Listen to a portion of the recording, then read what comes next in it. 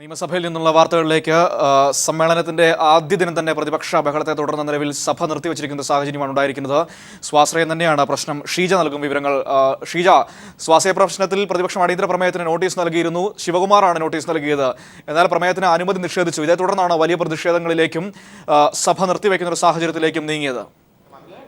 മനു, തീർച്ചയായും സ്വാശ്രയ പ്രവേശന വിഷയം തന്നെയായിരുന്നു സഭ ആരംഭിച്ച ആദ്യ ദിനം തന്നെ സഭയെ പ്രക്ഷുബ്ധമാക്കിയത്. ഏതായാലും ഈ വിഷയത്തിൽ സഭയ്ക്കകത്ത് തന്നെ സമരം ചെയ്യാനാണ് പ്രതിപക്ഷത്തിന്റെ തീരുമാനം.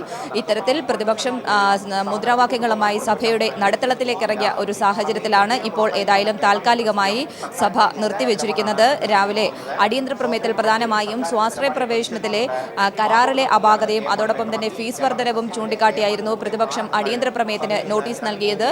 VS ശിവകുമാറായിരുന്നു ഇത്തരത്തിൽ നോട്ടീസ് നൽകിയത്. എന്നാൽ ഈ വിഷയത്തിൽ സർക്കാരിന് മെറിറ്റ് സീറ്റിൽ വൻ വർധനവ് മാത്രമാണ് ഇത്തവണത്തെ കരാർ മൂലം ഉണ്ടായിട്ടുള്ളത്. അത് ഗുണകരമായ ഒരു കരാർ തന്നെയാണ് എന്നായിരുന്നു ആരോഗ്യമന്ത്രി KK ശൈലജ നൽകിയ മറുപടി. ഇതിൽ പ്രത്യേകിച്ചും BPL വിഭാഗക്കാർക്ക് 120 സീറ്റിന്റെ വർധനവാണ് ഇത്തവണ ഉണ്ടായിരിക്കുന്നത്. പൊതുമെറിറ്റിൽ 750 സീറ്റ് എന്നുള്ളത് 1150 സീറ്റിലേക്ക് വർദ്ധിപ്പിക്കാനും ഇത്തവണത്തെ കരാർ കൊണ്ട് ആയിട്ടുണ്ട്. അതുകൊണ്ട് തന്നെ ഈ കരാറിൽ തൃപ്തിയില്ല എന്ന് പറയുന്നത് പ്രതിപക്ഷത്തിന് മാത്രമാണ്.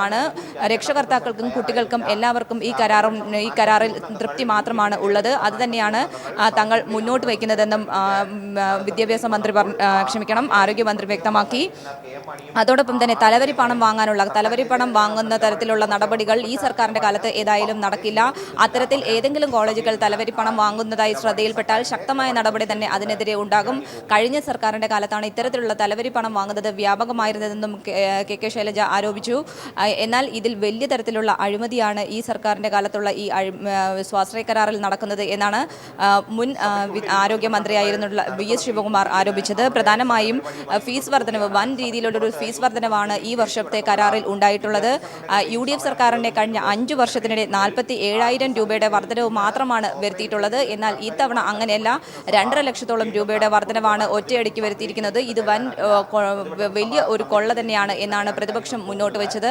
പ്രത്യേകിച്ചും ഹൈക്കോടതി വിധിക്കെതിരെ മാനേജ്മെന്റുകൾ ഹൈക്കോടതിയെ സമീപിച്ചപ്പോൾ ഉണ്ടായ ഹൈക്കോടതി വിധിക്കെതിരെ എന്തുകൊണ്ടാണ് സർക്കാർ അപ്പീൽ പോകാത്തതെന്നും പ്രതിപക്ഷം ചോദിക്കുന്നു. എന്നാൽ ഈ വിഷയത്തിൽ അപ്പീൽ പോയി നടപടിക്രമങ്ങൾ കൂടുതൽ വൈകിപ്പിക്കുകയല്ല, മറിച്ച് കുട്ടികൾക്ക് ഈ മാസം 30-നകമുള്ള പ്രവേശന നടപടികൾ പൂർത്തിയാക്കി പ്രവേശനവുമായി മുന്നോട്ട് പോകാനാണ് സർക്കാർ തീരുമാനിച്ചിട്ടുള്ളത്. അതോടൊപ്പം തന്നെ കൂടുതൽ സീറ്റുകൾ മെറിറ്റിലേക്ക് കിട്ടി എന്നുള്ളത് തന്നെയാണ് ഈ കരാറിലെ പ്രധാനമായും മുന്നോട്ട് വയ്ക്കാനുള്ളത്. കൂടുതൽ മെറിറ്റ് സീറ്റിലാണ് ഇത്തവണ കുട്ടികൾ പഠിക്കുന്നത്. അത്തരത്തിൽ ഒരു ഗുണം തന്നെയാണ് ഇത്തവണത്തെ സ്വാശ്രയ മെഡിക്കൽ പ്രവേശനം കൊണ്ട് ഉണ്ടായിട്ടുള്ളതെന്നും മന്ത്രി പറഞ്ഞു. ഇതിന്റെ അടിസ്ഥാനത്തിൽ മന്ത്രിയുടെ മറുപടിയുടെ അടിസ്ഥാനത്തിലാണ് പ്രതിപക്ഷത്തിന്റെ അടിയന്തര പ്രമേയത്തിനുള്ള അവതരണാനുമതി സ്പീക്കർ നിഷേധിച്ചത്.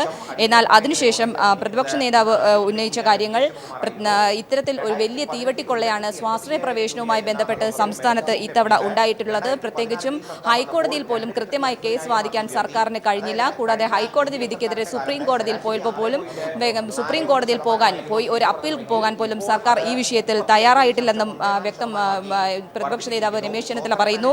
ഒപ്പം തന്നെ തലവരി പണത്തെ നിയമവിധേയമാക്കുകയാണ് നിലവിലിപ്പോൾ സർക്കാരെന്നും അദ്ദേഹം കുറ്റപ്പെടുത്തുകയുണ്ടായി. ഈ ഒരു സാഹചര്യത്തിൽ തങ്ങൾ പ്രതിപക്ഷം പുറത്തേക്ക് പോകാൻ ഇറങ്ങിപ്പോകുകയല്ല, ഈ വിഷയത്തിൽ സഭയ്ക്കകത്ത് തന്നെ ശക്തമായ സമരവുമായി മുന്നോട്ട് പോകാൻ തന്നെയാണ് തങ്ങളുടെ തീരുമാനമെന്നും പ്രതിപക്ഷ നേതാവ് രമേശ് ചെന്നിത്തല വ്യക്തമാക്കി. ഇതേ തുടർന്നാണ് അവർ മുദ്രാവാക്യം വിളിയുമായി സഭയുടെ നടുത്തളത്തിലേക്ക് ഇറങ്ങിയത്. അതേസമയം KM മാണി താൻ ഇറങ്ങിപ്പോകുന്നു എന്ന് പറഞ്ഞുകൊണ്ട് ഈ വിഷയത്തിൽ KM മാണി സഭയിൽ നിന്ന് ഇറങ്ങിപ്പോവുകയായിരുന്നു. തീർച്ചയായിട്ടും ഷീജ, പ്രധാനമായും സഭയ്ക്ക് പുറത്ത് യൂത്ത് കോൺഗ്രസിന്റെ പ്രതിഷേധം, സഭയ്ക്കുള്ളിൽ MLA-മാരുടെ പ്രതിഷേധം, അത്തരത്തിൽ ഇരട്ട നീക്കത്തിലൂടെ സർക്കാരിനെ പ്രതിരോധത്തിലാക്കാനുള്ള ഒരു ശ്രമമാണോ പ്രതിപക്ഷത്തിന്റെ ഭാഗത്തുനിന്ന്? അത്തരത്തിലുള്ള നീക്കമാണോ ഇപ്പോൾ ഉണ്ടായിക്കൊണ്ടിരിക്കുന്നത്? ചൂണ്ടിക്കാട്ടിയിട്ടുള്ളത് ഇത്തരത്തിൽ സ്വാശ്രയ പ്രവേശന വിഷയവുമായി ബന്ധപ്പെട്ടുകൊണ്ട് സെക്രട്ടേറിയറ്റിന് മുന്നിൽ യൂത്ത് കോൺഗ്രസ് പ്രവർത്തകർ സമരം നടത്തി വരികയാണ്. ഈ സമരം ഇത്രയും ദിവസം പിന്നിട്ടിട്ട് പോലും സർക്കാരിന്റെ ഭാഗത്തു നിന്നും യാതൊരു തരത്തിലുള്ള ഒരു ചർച്ചയ്ക്ക് പോലും അനുനയ ശ്രമം പോലും ഈ വിഷയത്തിൽ നടന്നിട്ടില്ല. അതുകൊണ്ട് ഈ വിഷയത്തിൽ ശക്തമായ ഈ കരാറ്, തീവെട്ടിക്കൊള്ളയായ കരാറിൽ നിന്ന് സർക്കാർ പിൻവാങ്ങണം എന്നുള്ളത് തന്നെയാണ് പ്രധാനമായും തങ്ങൾ ആവശ്യപ്പെടുന്നത്. അതുകൊണ്ട് തന്നെ ഈ വിഷയത്തിൽ ശക്തമായ സമരവുമായി മുന്നോട്ട് പോകാനാണ് തീരുമാനം. സെക്രട്ടേറിയറ്റിന് മുന്നിൽ ഇത്തരത്തിൽ യൂത്ത് കോൺഗ്രസുകാരുടെ സമരം തുടർന്ന് ഒരു സാഹചര്യം സാഹചര്യത്തിൽ നിയമസഭയ്ക്കുള്ളിൽ ശക്തമായ സമരവുമായി സഭയ്ക്കുള്ളിൽ തന്നെ തുടരാനാണ് തങ്ങളുടെ തീരുമാനമെന്നാണ് പ്രതിപക്ഷ നേതാവ് വ്യക്തമാക്കിയിരിക്കുന്നത്. മനു. ശരി, ഷീജയാണ് നിയമസഭയിൽ നിന്നും തത്സമയം വിവരങ്ങൾ നൽകിക്കൊണ്ടിരിക്കുന്നത്. നിയമസഭയിൽ പ്രതിപക്ഷത്തിന്റെ പ്രതിഷേധം, വലിയ ബഹളം. സ്വാശ്രയ വിഷയത്തിൽ അടിയന്തര പ്രമേയത്തിന് നോട്ടീസ് നൽകിയിരുന്നു. എന്നാൽ മന്ത്രിയുടെ മറുപടിയെ തുടർന്ന് അനുമതി നിഷേധിച്ചു. ഇതേ തുടർന്നാണ് പ്രതിപക്ഷം ബഹളം വച്ചത്. ഇപ്പോൾ നടുത്തളത്തിലേക്ക് ഇറങ്ങിയ ഒരു സാഹചര്യം. സഭ നിർത്തിവച്ചിരിക്കുന്നു ബഹളത്തെ തുടർന്ന്.